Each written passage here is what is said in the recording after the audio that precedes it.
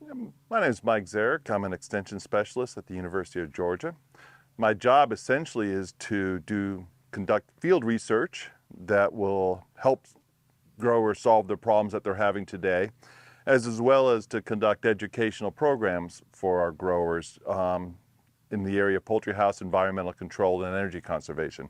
Today we're on a six-house broiler farm up near Elberton, Georgia.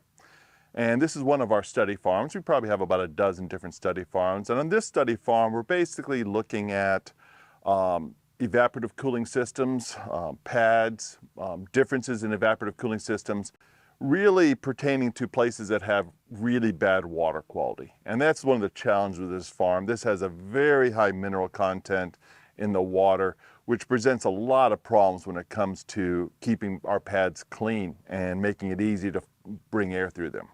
On this test farm, the houses are 50 by 500 foot houses. They have an airspeed of around 700 feet per minute.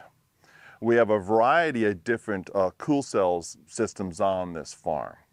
And we have a couple different types of pads. We have two different types of plastic pads and one paper pad on this farm. We chose this farm because, again, it has really bad water quality. Such bad water quality and such that the pads need to be replaced about every 7 years due to mineral buildup. The mineral builds up to the point where the pads are just basically become a solid sheet of stone, making it virtually impossible to pull air through it. So this is about as bad as it gets.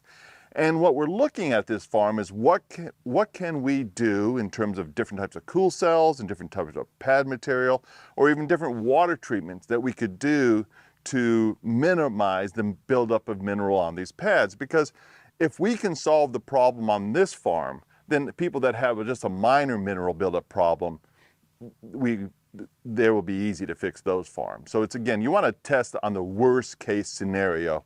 And this farm right here probably has some of the highest mineral content in the entire state of Georgia.